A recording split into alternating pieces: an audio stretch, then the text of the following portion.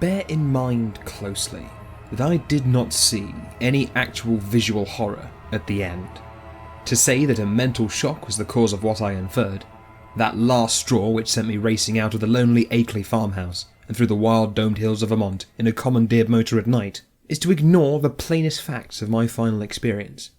Notwithstanding the deep things I saw and heard, and the admitted vividness the impression produced on me by these things, I cannot prove, even now, whether I was right or wrong in my hideous inference. For after all, Akeley's disappearance establishes nothing. People found nothing amiss in his house, despite the bullet marks on the outside and inside. It was just as though he had walked out casually for a ramble in the hills and failed to return. There was not even a sign that a guest had been there, or that those horrible cylinders and machines had been stored in the study. That he had mortally feared the crowded green hills and endless trickle of brooks among which he was born and reared meant nothing at all either, for thousands are subject to such morbid fears. Eccentricity, moreover, could easily account for his strange acts and apprehensions towards the last. The whole matter began, so far as I am concerned, with the historic and unprecedented Vermont floods of November 3rd, 1927. I was then, as now, an instructor of literature at Miskatonic University in Arkham, Massachusetts, and an enthusiastic amateur student of New England folklore. Shortly after the flood, amidst the varied reports of hardship, suffering, and organised relief which had filled the press, there appeared certain odd stories of things found floating in some of the swollen rivers, so that many of my friends embarked on curious discussions and appealed to me to shed what light I could on the subject. I felt flattered at having my folklore study taken so seriously, and did what I could to belittle the wild, vague tales which seemed so clearly an outgrowth of old rustic superstitions.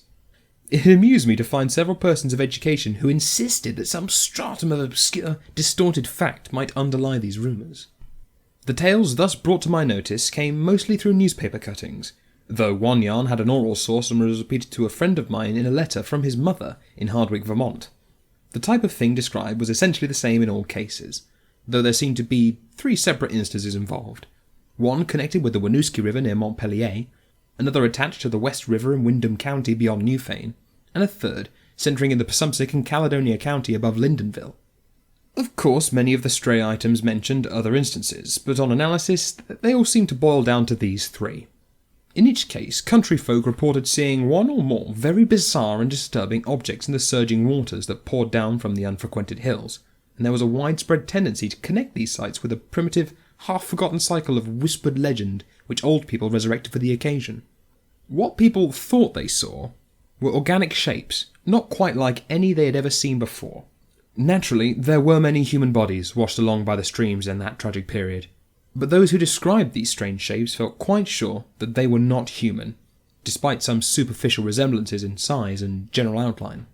Nor, said the witnesses, could they have been any kind of animal known to Vermont. They were pinkish things about 5 feet long, with crustaceous bodies bearing vast pairs of dorsal fins or membranous wings, and several sets of articulated limbs, and with a sort of convoluted ellipsoid, covered with multitudes of very short antennae, where a head would ordinarily be. It was really remarkable how closely the reports from different sources tended to coincide, though the wonder was lessened by the fact that the old legends, shared at one time throughout the hill country, furnished a morbidly vivid picture which might well have coloured the imaginations of all the witnesses concerned. It was my conclusion that such witnesses, in every case naive and simple backwoods folk, had glimpsed the battered and bloated bodies of human beings or farm animals in the whirling currents, and had allowed the half-remembered folklore to invest these pitiful objects with fantastic attributes. The ancient folklore, while cloudy, evasive, and largely forgotten by the present generation, was of a highly singular character, and obviously reflected the influence of still earlier Indian tales. I knew it well, though I had never been in Vermont, through the exceedingly rare monograph of Eli Davenport, who embraces material orally obtained prior to 1839 among the older people of the state. This material, moreover, closely coincided with tales which I had personally heard from elderly rustics in the mountains of New Hampshire. Briefly summarised, it hinted at a hidden race of monstrous beings which lurked somewhere among the remoter hills, in the deep woods of the highest peaks, and the dark valleys where streams trickle from unknown sources. These beings were seldom glimpsed, but evidence of their presence was reported by those who had ventured farther than usual up the slopes of certain mountains, or into certain deep, steep-sided gorges that even the wolves shunned. There were queer footprints or claw prints in the mud of brook margins and barren patches, and curious circles of stones, with the grass around them worn away, which did not seem to have been placed or entirely shaped by nature. There were, too, certain caves of problematical depth in the side of the hills, with mouths closed by boulders in a manner scarcely accidental, and with more than an average quota of the queer prints leading both towards and away from them, if indeed the direction of these prints could be justly estimated. And worst of all, there were the things which adventurous people had seen very rarely in the twilight of the remotest valleys and the dense perpendicular woods above the limits of normal hill climbing. It would have been less uncomfortable if the stray accounts of these things had not agreed so well.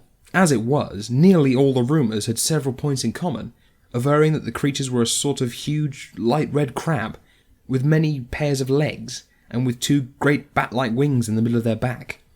They sometimes walked on all their legs, and sometimes on the hindmost pair only, using the others to convey large objects of indeterminate nature. On one occasion, they were spied in considerable numbers, a detachment of them, wading along a shallow woodland watercourse 3 abreast, in evidently disciplined formation.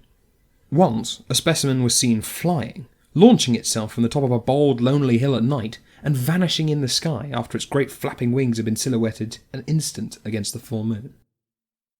These things seemed content, on the whole, to let mankind alone, though they were at times held responsible for the disappearance of venturesome individuals, especially persons who'd built houses too close to certain valleys or too high up on certain mountains. Many localities came to be known as inadvisable to settle in, the feeling persisting long after the cause was forgotten. People would look up at some of the neighbouring mountain precipices with a shudder, even when not recalling how many settlers had been lost, and how many farmhouses burnt to ash on the lower slopes of those grim green sentinels. But while according to the earliest legends that the creatures would have appeared to have harmed only those trespassing on their privacy, there were later accounts of their curiosity respecting men, and of their attempts to establish secret outposts in the human world. There were tales of the queer clawprints seen around farmhouse windows in the morning, and of occasional disappearances in regions outside the obviously haunted areas.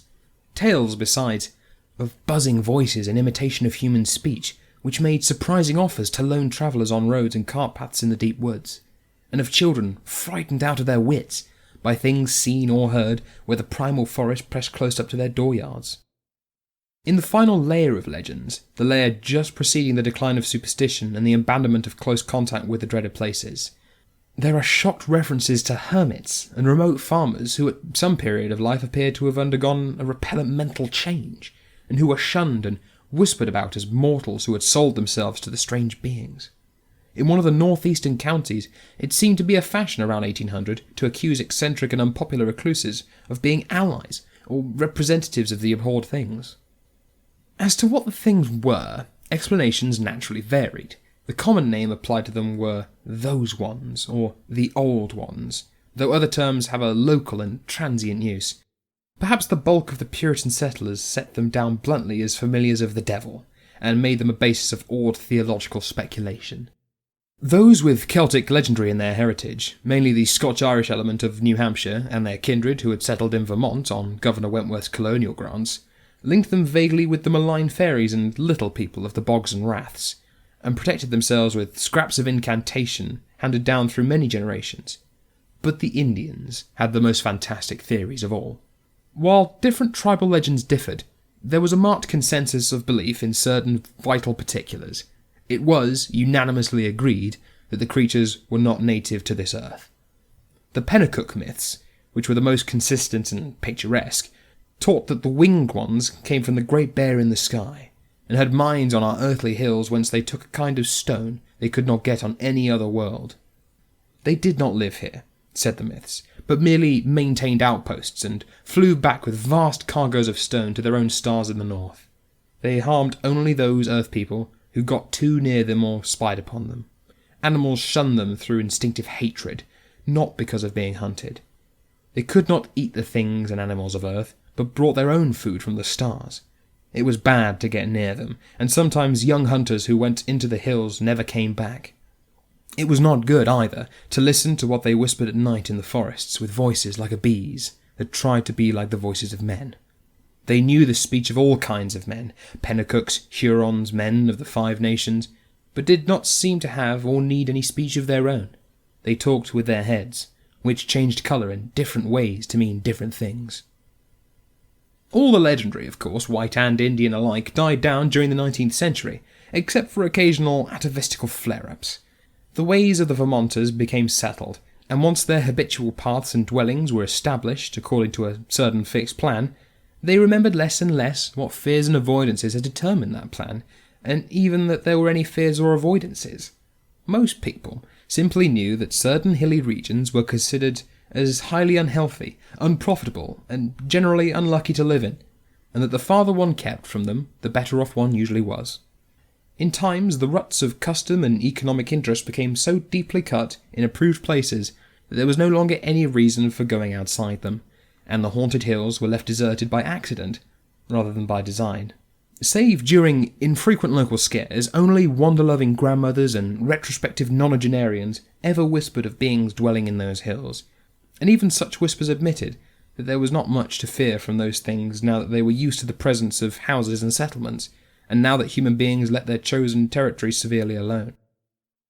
All this I had long known from my reading, and from certain folktales picked up in New Hampshire, hence when the flood time rumours began to appear, I could easily guess what imaginative backgrounds had involved them. I took great pains to explain this to my friends, and was correspondingly amused when certain contentious souls continued to insist on a possible element of truth in the reports. Such persons tried to point out that the early legends had a significant persistence and uniformity, and that the virtually unexplored nature of the Vermont hills made it unwise to be dogmatic about what might or might not dwell among them, nor could they be silenced by my assurance that all the myths were of a well-known pattern, common to most of mankind, and determined by early phases of imaginative experience which always produced the same type of delusion.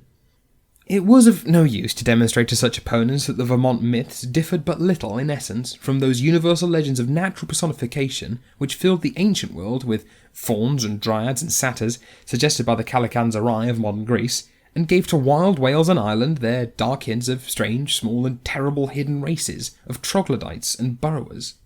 No use, either, to point out the even more startlingly similar belief of the Nepalese hill tribes in the dreaded Migo, or abominable snowmen, who lurk hideously among the ice and rock pinnacles of the Himalayan summits.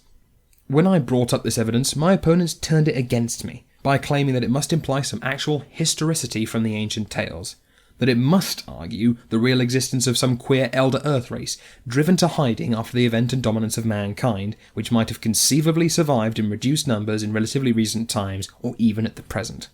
The more I laughed at such theories, the more these stubborn friends asseverated themselves, adding that even without the heritage of legend, the recent reports were too clear, consistent, detailed, and sanely prosaic in manner of telling to be completely ignored. 2 or 3 fanatical extremists went so far as to hint at possible meanings in the ancient Indian tales which gave the hidden beings a non-terrestrial origin, citing the extravagant books of Charles Fort with their claims that voyagers from other worlds and outer space had often visited the Earth.